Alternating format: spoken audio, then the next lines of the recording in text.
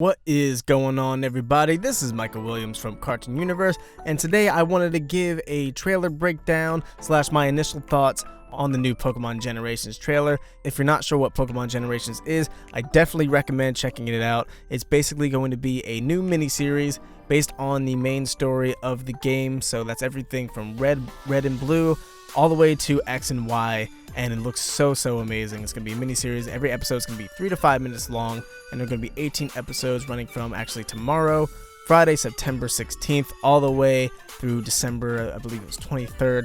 So I'm super excited. I'm disappointed that it's going to be this short, but this could be a precursor to something more. Obviously, this is an anime, not a cartoon. We do want to start diving into some anime-related content, but this will still be mostly a cartoon-focused channel. But every now and then, we're going to dive into the world of anime, and I figured Pokemon would be a great way to introduce us into that realm. So my initial thoughts on this trailer, it just looks so amazing. Like I said, I'm disappointed that it's just a mini series, much like Pokemon Origins, which focused the main story of Red, Blue, Green, and Yellow, with the main protagonist Red and his journey through Kanto. That was only 4 episodes long, with each episode running about 20-30 minutes. It was really cool. I'm glad we're kind of expanding upon that. We're kind of getting somewhat of a follow-up. It's more of a expanded retelling. We'll get to why that is in a second. It's not exactly a sequel, but it looks like it will be following Red as well.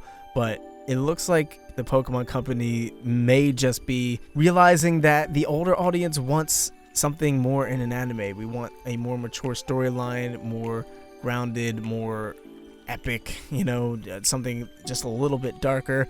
My generation, we grew up on Pokemon. I grew up on Pokemon. I never stopped playing the Pokemon games.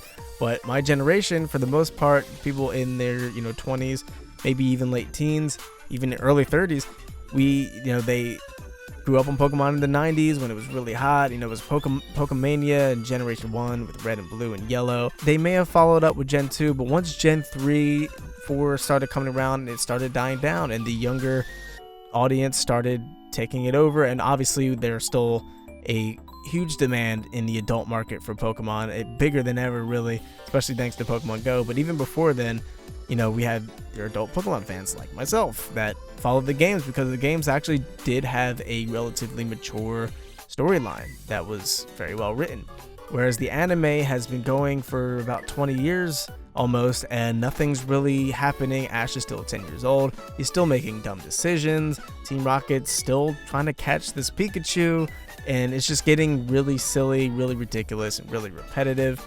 And the older audience wants something more, and more older people probably would have followed the series more had the anime actually grown up with them, but unfortunately it just didn't. But I think the Pokemon Company's realizing this, especially with Pokemon Go coming out, bringing a lot of people who kind of abandoned Pokemon back in the day, kind of brought them back. It reignited this spark that made them love the series in the first place. And now Pokemon is back into the stream of consciousness of the general public, and not just the hardcore Pokemon fans and hardcore gamers.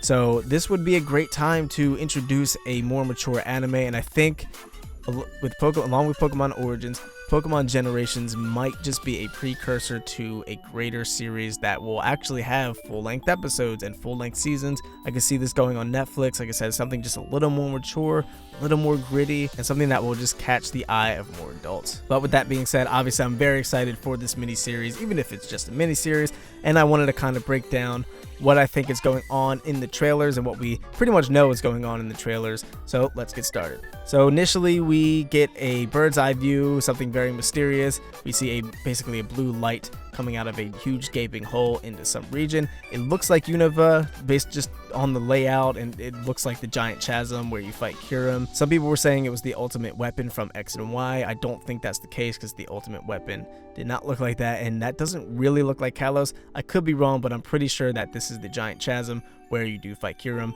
and we do see Kyurem on the Pokemon Generations poster, but we'll get to that later. Then it looks like we have some sort of Elite Four building or something. We see Agatha, followed by Lance, then Lorelei, and then Bruno walking down stairs going onto a big platform. They're all coming out of individual rooms.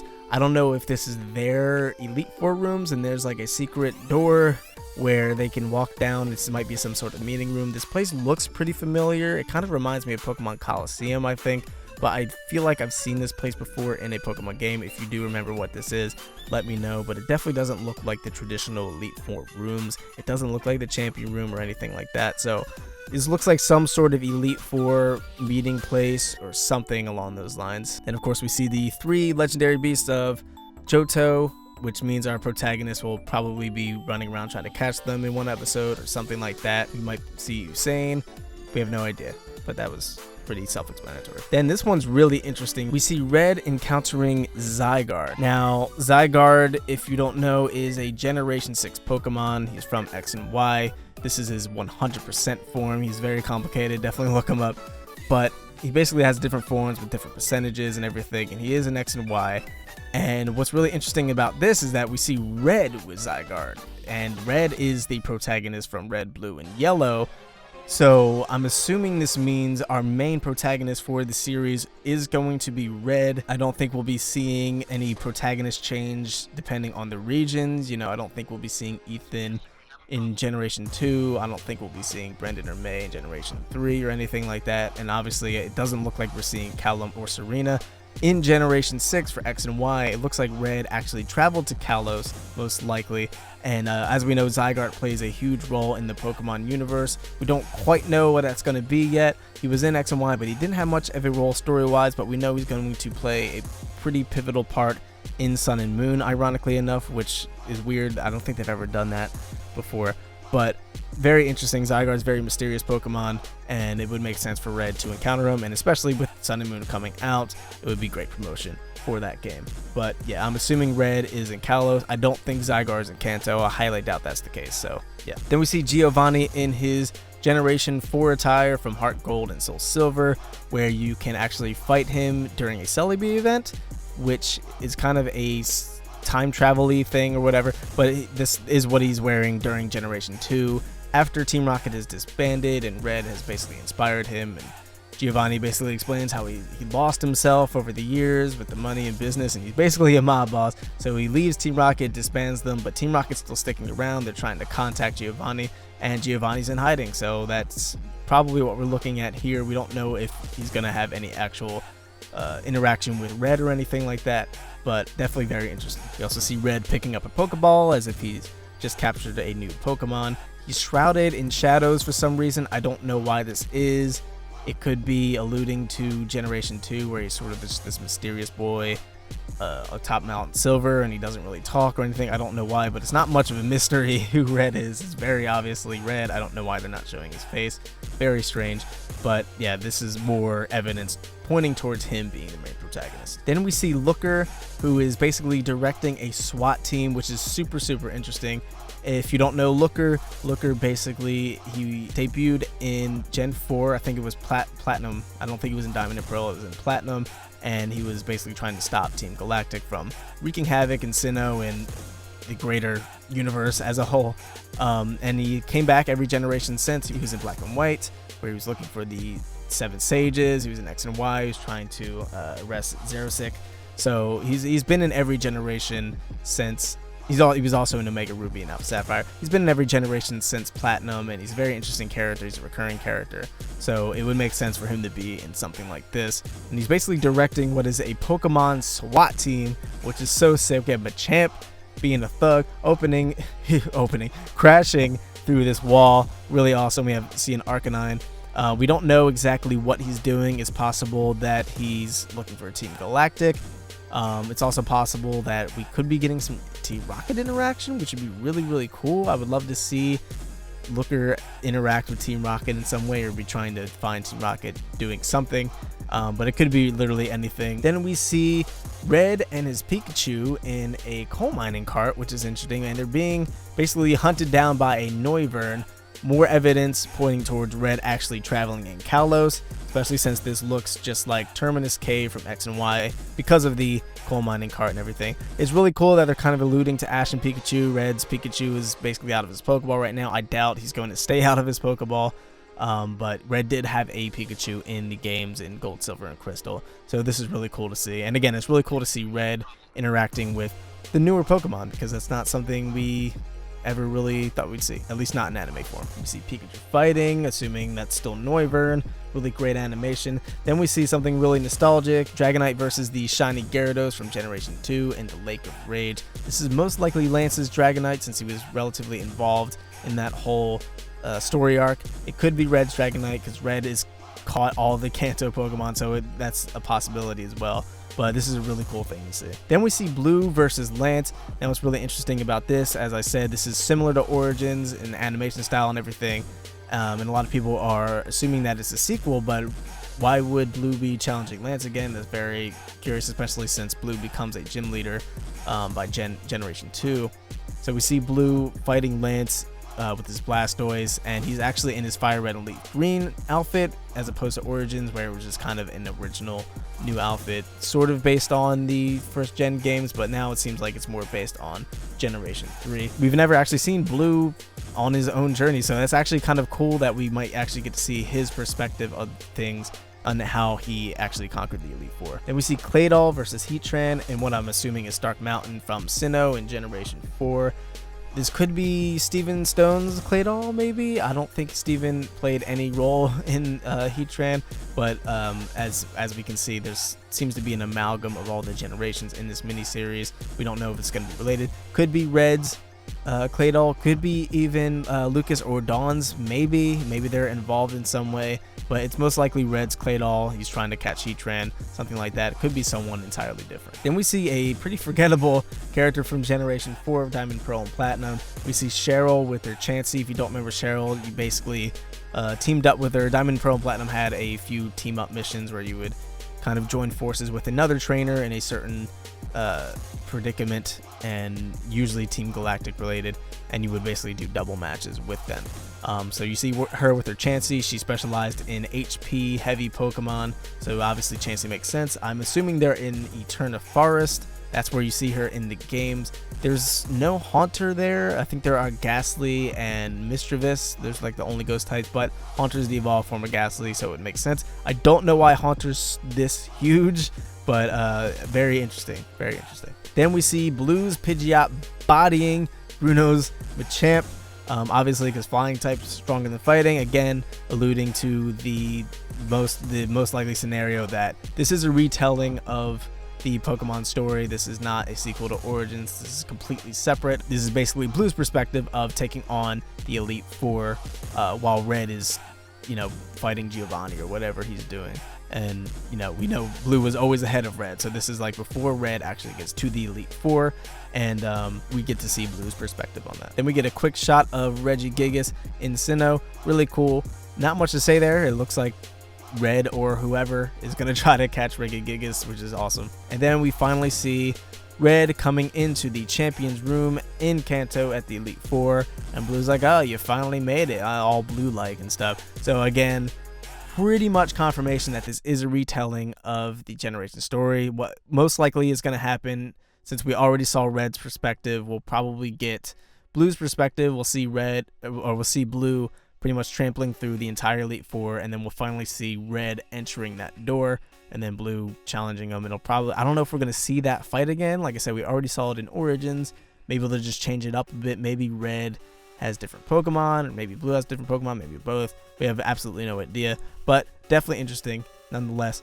I'm super excited for this series. Now let's take a look at the poster real quick. Now if we look at the poster, we do have confirmation that we will be getting some Hoenn action. We have Primal Groudon and Primal Kyogre, so it's not going to be just regular Ruby and Sapphire. This is going to be full-on Omega Ruby, Alpha Sapphire going down. It'd be really awesome if we could get like a Delta episode with like Zinnia and stuff. That'd be really cool. I really love that arc.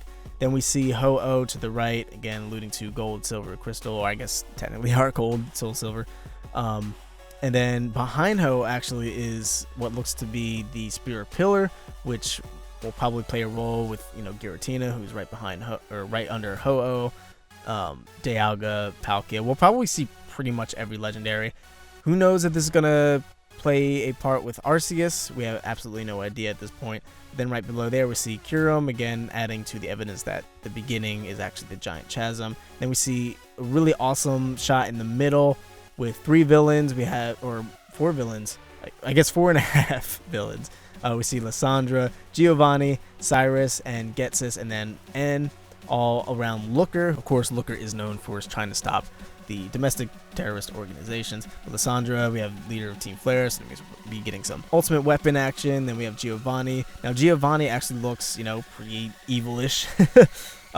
So I'm assuming we will be getting some Gen 1 Giovanni stuff where he was actually still doing pretty bad things. And then we have Cyrus to the right, so we'll be getting that whole Diamond and Pearl arc where he's trying to recreate the universe in his image. Ghetsis and N, I really love the Plasma story arc, so I'm really glad to see them in there, especially N. And then with Ghetsis being, the evil man, control all Pokemon.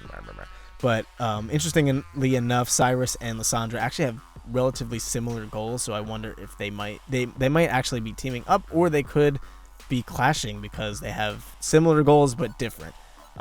Cyrus wanted to recreate the universe in his image, and Lysandra wanted to reset the planet to basically only keep a few people alive to rebuild the Earth that he deemed as worthy to survive. Then we have AZ above all of them, and AZ basically was around during the Kalos War, so I'm really glad to see him. I loved his story arc as well.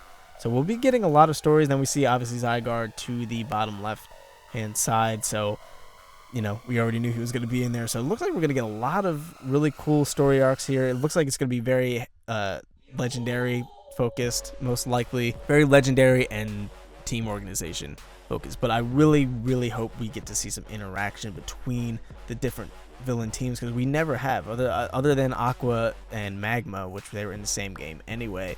We never saw like Giovanni and Cyrus having a conversation or battling each other. Like that would blow my mind. So that would be really cool to see. I'm really glad we're getting all these villains, and if Red gets to encounter all of them too as one protagonist, that'd be really awesome as well.